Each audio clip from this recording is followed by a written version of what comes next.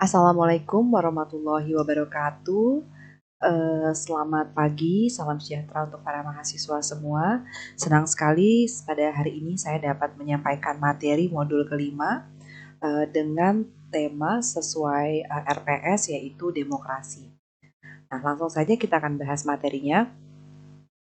Ya, demokrasi secara definisi itu adalah pemerintahan from the people, by the people, for the people. Pemerintahan dari rakyat, oleh rakyat, untuk rakyat. Ini adalah suatu pendapat atau suatu definisi yang diungkapkan oleh Abraham Lincoln, ya. Jadi beliau ini adalah salah satu presiden dari Amerika Serikat. Ya, latar belakang dari demokrasi itu sendiri adalah yang pertama, hampir di seluruh negara di dunia ini menjadikan demokrasi itu sebagai asas yang fundamental dalam penyelenggaraan negara. Yang kedua, demokrasi itu sebagai asas yang esensial telah memberikan arah dan peranan masyarakat untuk menyelenggarakan negara sebagai organisasi tertingginya. Jadi inti dari demokrasi itu adalah kedaulatan rakyat, di mana rakyatlah yang berperan dalam menyelenggarakan pemerintahan di negara sebagai organisasi tertingginya. Kira-kira seperti itu. Nah, di sini ada asal kata dan pengertian dari demokrasi itu sendiri, ya. Demokrasi adalah rakyat yang berkuasa, ya, atau pemerintahan atau kekuasaan dari rakyat oleh rakyat untuk rakyat.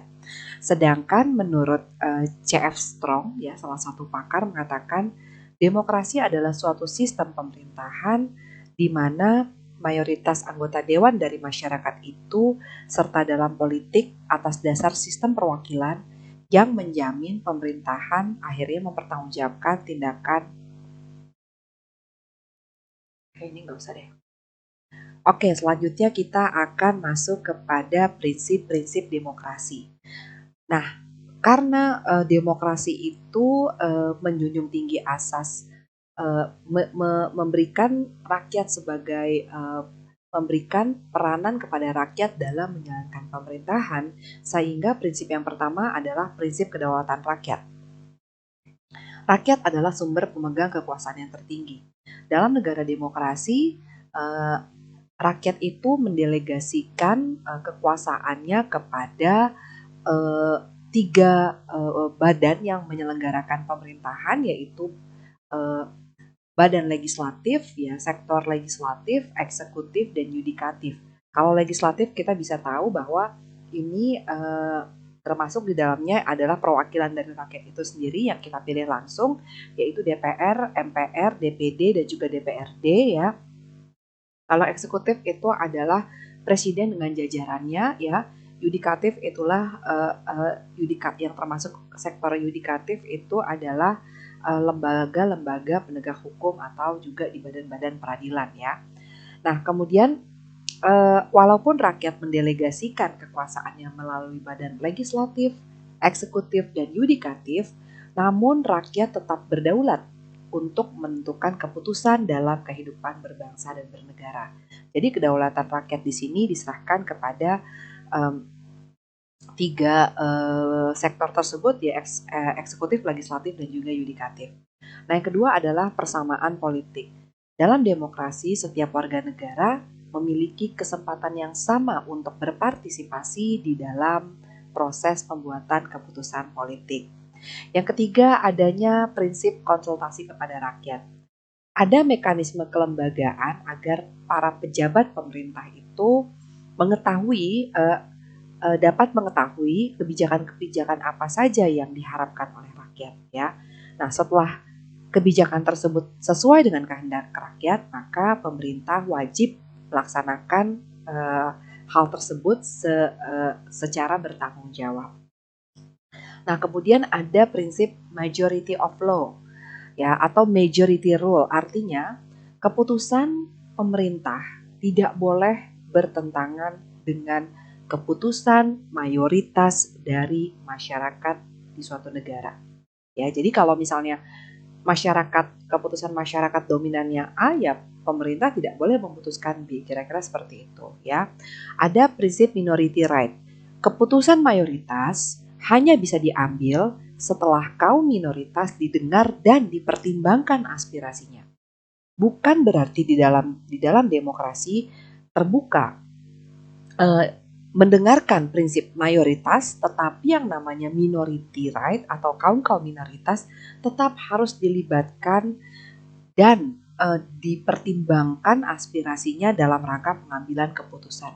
Intinya baik kaum mayoritas dan juga kaum minoritas itu semuanya terbuka kesempatan untuk menyampaikan aspirasi, ya.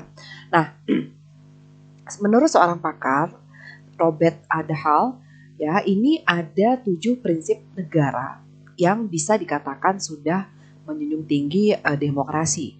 Yang pertama, adanya pejabat yang dipilih, ya kan? Ya dipilih oleh siapa ya? Dipilih oleh rakyat ya pastinya, atau dipilih juga oleh rakyat melalui perwakilan, itu bisa. Adanya pemilu yang bebas dan fair, adanya hak pilih yang mencakup semua warga negara, jadi semua warga negara punya hak pilih.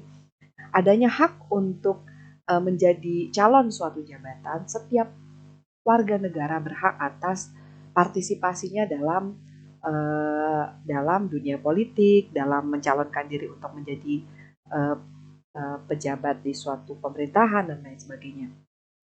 Adanya kebebasan mengungkapkan pendapat secara lisan dan tulisan, adanya informasi alternatif, adanya kebebasan membentuk asosiasi.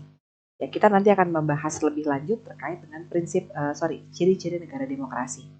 Nah, ada seorang pakar ya, kalau di Indonesia itu sendiri, ini Bapak Amin Rais. Kalau dulu era reformasi, kita tahu beliau adalah mendapat julukan Bapak Reformasi ya, karena beliau yang paling luar biasa menggaungkan reformasi, sehingga beliau juga mengutarakan ada beberapa ciri menurut beliau di mana suatu negara itu bisa dikatakan berdemokrasi. Yang pertama, adanya partisipasi dalam membuat keputusan. Partisipasi ini mungkin partisipasi masyarakat ya. Jadi terbuka untuk semua masyarakat untuk berpartisipasi dalam membuat keputusan yang sifatnya publik. Bisa masyarakat, bisa perwakilan masyarakat ya, bisa juga wakil-wakil yang dipilih oleh masyarakat. Memang kalau perwakilan masyarakat itu apa Bu? Ya bisa jadi misalnya dalam menyusun undang-undang ketenagakerjaan, sektor buruh dan kemudian pengusaha, dan mereka kan masyarakat juga harus dilibatkan di dalam penyusunannya, kira-kira seperti itu. Harus ada kesempatan yang sama setiap warga negara dalam memperoleh pendidikan, non-diskriminasi. Harus mengindahkan fashion politik dan kebebasan individu. Setiap individu punya namanya passion politik. Kira-kira saya mau memilih partai apa? Kira-kira saya memilih presiden yang mana? Kira-kira saya senang dengan visi dan misi calon yang mana? Nah, itu adalah kebebasan, adalah hak azazi dari setiap warga negara, dan setiap warga negara bebas saja menentukan sesuai dengan passionnya dia, ya. Jadi itu tidak boleh dipaksakan, ya. Adanya semangat bekerja sama, kebebasan pers juga harus diutamakan, ya. Pers yang independen, pers yang bebas yang memberikan informasi selama informasi tersebut bukanlah hoax atau berita bohong atau mungkin juga ujaran kebencian. Nah, ini harus dilindungi. Adanya kebebasan berkumpul, kebebasan beragama. Terus kemudian harus adanya persamaan di depan hukum, setiap warga negara adalah sama di depan hukum. Adanya distribusi pendapatan secara adil, apa yang dikerjakan itulah yang diberikan ya. Adanya keterbukaan informasi. Nah, kita tahu sekarang bahkan ada undang-undang tentang keterbukaan informasi publik. Untuk hal-hal yang sifatnya publik, mungkin ini harus transparan dilaporkan kepada publik ya, kecuali memang yang sifatnya rahasia negara. Nah, ini keterbukaan informasi ini sangat penting untuk fungsi kontrol jalannya pemerintahan oleh rakyat kepada pemerintah ya. Terus terakhir adalah hak untuk protes. Jadi hak untuk protes itu bisa melalui misalnya kritik yang membangun, bisa melalui demonstrasi. Demonstrasi sekarang juga kita mempunyai undang-undangnya. Undang-undang kebebasan menyampaikan pendapat di muka umum, salah satunya bisa melalui orasi ilmiah kah, bisa melalui. Oke, sekarang kita akan ke manfaat demokrasi. Nah, apa saja manfaat demokrasi di dalam apa saja manfaat demokrasi apabila paham ini dianut oleh suatu negara. Yang pertama, adanya kesetaraan sebagai warga negara. Karena demokrasi bertujuan memperlakukan semua orang itu sama dan sederajat. Yang kedua, untuk memenuhi kebutuhan-kebutuhan umum. Semakin besar suara rakyat dalam menentukan kebijakan, semakin pula kemungkinan kebijakan itu mencerminkan keinginan dan aspirasi dari masyarakat itu. Yang ketiga, demokrasi itu mengandalkan debat terbuka, persuasi, dan kompromi. Perbedaan-perbedaan dalam demokrasi adalah hal yang lumrah, sehingga cara menyelesaikannya adalah bisa melalui diskusi, persuasi, kompromi, dan juga tidak dengan pemaksaan ataupun kekuasaan. Ya kira-kira seperti itu. Menjamin hak dasar, demokrasi menjamin hak dasar, yaitu hak apa? Hak sipil dan juga hak politik. Hak berekspresi, hak kebebasan berserikat dan berkumpul, hak berbicara, hak bergerak, dan lain sebagainya. Kemudian, demokrasi ini merupakan pembaharuan kehidupan sosial. Demokrasi merupakan aspirasi rakyat yang mengikuti kehendak rakyat, sehingga akan menghapus kebijakan-kebijakan yang telah usang. Secara rutin, politisi akan tergantikan ya, dan ini merupakan sistem pembaharuan kehidupan sosial. Nah, itu adalah manfaat dari demokrasi. Nah, kemudian apa sih yang harus kita junjung tinggi dalam berdemokrasi? Yang pertama, kesadaran akan pluralisme.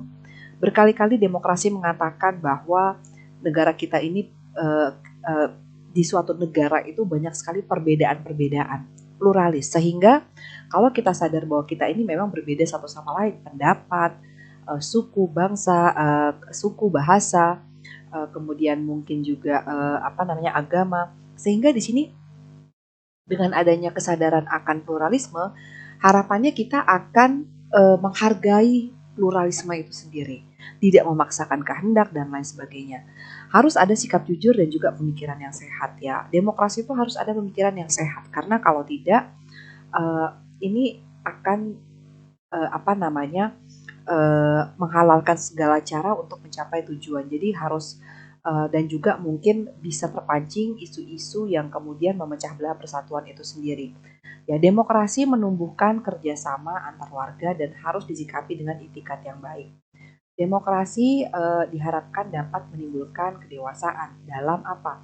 Ya, dalam menyikapi perbedaan, pluralisme, dalam mengeluarkan pendapat, tidak boleh memaksakan kehendak dan lain sebagainya. Dan yang paling penting, demokrasi juga harus dibarengi dengan pertimbangan-pertimbangan moral. Ya, itu yang paling penting. Itu dia materi saya tentang demokrasi. Memang materi saya sampaikan secara singkat ya karena keterbatasan waktu. Materi selengkapnya Anda bisa baca dan download di e-learning. Atas perhatiannya saya ucapkan terima kasih ya. Keep calm and respect demokrasi. Sampai ketemu di modul ke-6. Assalamualaikum warahmatullahi wabarakatuh.